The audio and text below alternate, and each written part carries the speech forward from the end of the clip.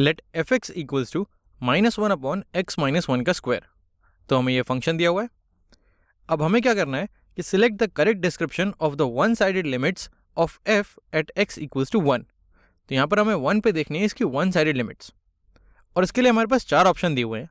और चारों ऑप्शन अगर हम देखें तो 1 प्लस और 1 माइनस पे जो लिमिट्स के आंसर्स हैं ये इन्फिनिटी और माइनस इन्फिनिटी आ रहे हैं।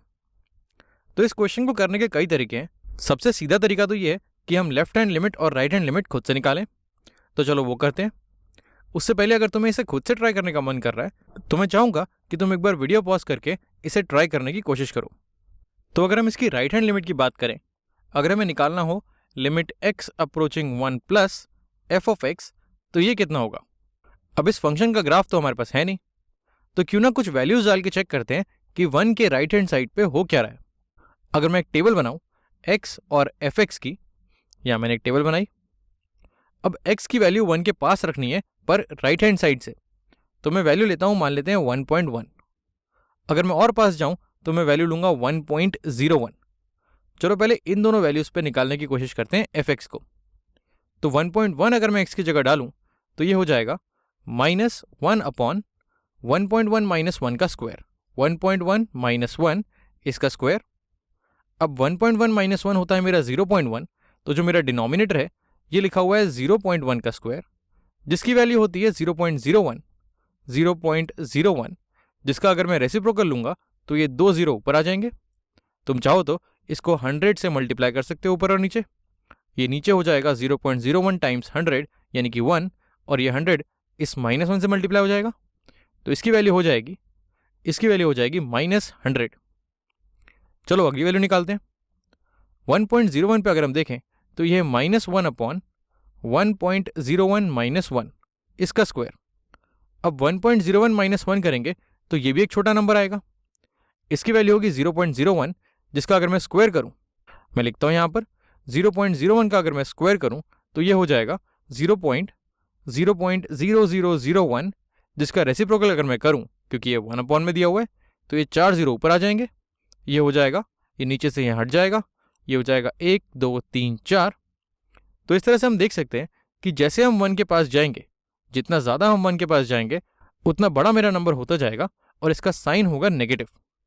तो अगर x मेरा 1 के बहुत पास है, और वो राइट हैंड साइड से है, तो मैं बोल सकता हूँ कि जो मेरा आउटपुट है वो बहुत बड़ा नंबर है, वो इन्फिनिटी को अप्रोच कर रहा है, लेकिन उसका साइन नेगेटिव है, तो यानी कि वो माइनस इन्फिनिटी को अप्रोच कर रहा है।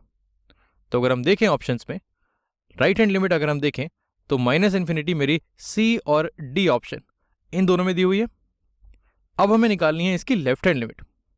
तो लेफ्ट हैंड लिमिट के लिए भी हम वही करेंगे जो हमने राइट हैंड लिमिट के लिए किया। एक टेबल बनाते हैं, इसकी वैल्यू हो गई मेरी -इन्फिनिटी, इसको मैं यहां से हटाऊं। तो अगर हम लेफ्ट हैंड लिमिट निकालें limit x approaching 1 minus F of x, तो वो देखते हैं कितनी आएगी। अब हमें 1 को अप्रोच करना है लेफ्ट हैंड साइड से, यानी कि जो मेरे नंबर्स होंगे वो होंगे 0.9, और पास अगर जाना है 1 के तो हो जाएगा 0.99, और पास जाना है तो हो जाएगा 0.999999। बट चलो पहले इन दोनों में निकालने की कोशिश करते हैं। 0.9 पे अगर मैं देखूं तो ये है -1 अपॉन 0.9 माइनस 1 का स्क्वायर। 0.9 माइनस 1 हो जाएगा मेरा -0.1, तो ये हो जाएगा -0.1, लेकिन इसका स्क्वायर इसको पॉजिटिव बना देगा। इसका अगर मैं स्क्वायर करूं तो ये माइनस साइन हट जाएगा। यहाँ पर किसी भी नेगेटिव नंबर का स्क्वायर मेरा पॉजिटिव होता है, तो ये हो जाएगा 0.01, और इसका रेसिप्रोकल अगर मैं करूं तो ये हो जाएगा -100, और ये वही वैल्यू है जो मेरी 1.1 पे आई थी। 1.1 पे भी मेरी वैल्यू -100 ही आई थी, वो एक नेगेटिव नंबर था। अगर मैं 0.99 की बात करूं तो ये हो जाएगा -1 अपॉन 0.99 माइनस 1 इसका स्क्वायर। 0.99 में से 1 माइनस करूंगा तो ये हो जाएगा -0.01, ये हो जाएगा -0.01, जिसका अगर मैं स्क्वायर करता हूं तो ये नेगेटिव साइन यहां से हट जाएगा।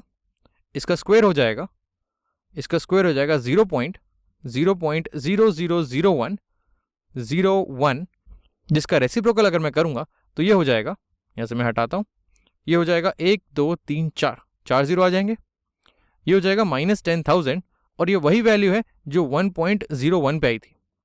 मैं बार बार इसको पुरानी वैल्यू से कंपेयर इसलिए कर रहा हूँ क्योंकि यहाँ पर भी मुझे लिमिट माइनस इन्फिनिटी होती हुई दिख रही है। यहाँ पर भी जब मेरा x 1 को अप्रोच करेगा नेगेटिव साइड से तो ये नंबर और बड़ा होता जाएगा, और क्योंकि ये नेगेटिव साइन का है तो fx अप्रोच करेगा माइनस इन्फिनिटी को। तो जो इसकी लेफ्ट हैंड लिमिट है, मैं यहाँ से नंबर हटाता हूँ, जो इसकी लेफ्ट हैंड लिमिट है वो भी माइनस इन्फिनिटी को अप्रोच कर रही है। तो ये जो हमारा माइनस इन्फिनिटी वाला ऑप्शन है, ये जो हमारा डी ऑप्शन है, ये ठीक हो जाएगा, यानी कि हमारा आंसर है डी। अब ये तो हो गया एक तरीका।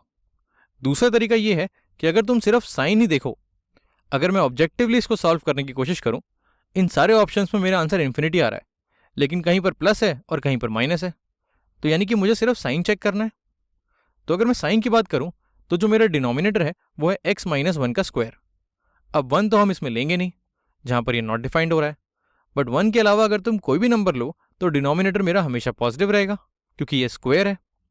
तो जो मेरा डिनोमिनेटर है ये तो एक पॉजिटिव क्वांटिटी है, ये एक पॉजिटिव नंबर है, और जो मेरा न्यूमरेटर है यहाँ पर 1 लिखा हुआ है, ये भी पॉजिटिव है।